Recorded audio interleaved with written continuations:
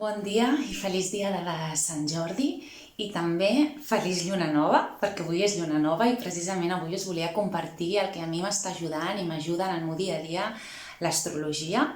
Jo segueixo a diverses persones, però la que més segueixo sempre i que m'he format amb ella i realitzo tallers i seguiments, suports, acompanyaments que ella realitza, és la Paloma Tut, que té el blog de lunadeabril.com. Si voleu consultar el seu blog, donar-li una mirada, jo us ho recomano. Llavors, per què m'ajuda a mi l'astrologia? Perquè per mi l'astrologia és com la predicció meteorològica que m'ajuda a decidir-me si aquell dia em poso màniga llarga, màniga curta, agafo el paraigües, no agafo el paraigües. Doncs el mateix, no? És com saber com estan situats els astres, t'ajuda a aprofitar que estan d'aquesta manera per poder realitzar més fàcilment quelcom o al mateix temps per estar com tenir la previsió de que es mouran certes coses dins meu i que no passa res, que són les posicions dels astres i que fins i tot aquest moviment em pot ajudar a X situació, no? Llavors, com que precisament és lluna nova i és lluna nova amb Taure, el que ens demana aquesta lluna nova o el que ens produeix és una revolució interna sobre allò que prediquem i allò que realment realitzem. Ens convida a fer-nos aquesta pregunta, no? Allò que predico és allò que realment després jo exerceixo, és el que jo camino realment en el meu camí de vida, i no fer-nos la pregunta des del jutjar-nos o des de l'autoculpa, sinó fer-nos la pregunta des de la responsabilitat i la necessitat de canvi.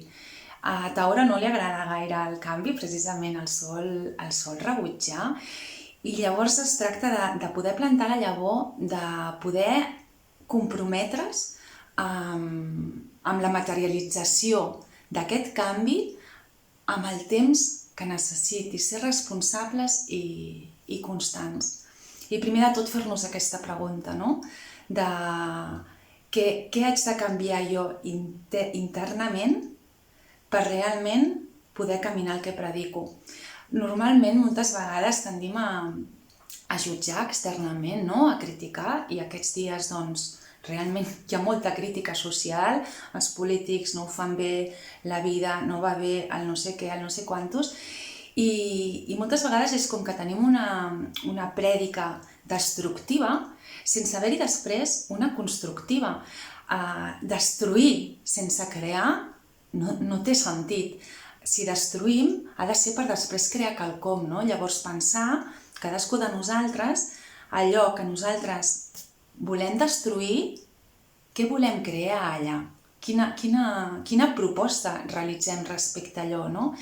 I abans de començar per fora, començar internament, cadascú de nosaltres amb nosaltres, no? De no aferrar-nos al és que jo vull que seguim la vida que tenia abans, jo vull que això continuï igual, perquè l'abans ja no existeix i ens hem d'obrir al canvi, i per obrir-nos al canvi és necessari primer realitzar un canvi intern, permetre que morin certes creences que tenim cadascú de nosaltres per poder crear una nova situació, una nova vida, una nova manera de fer.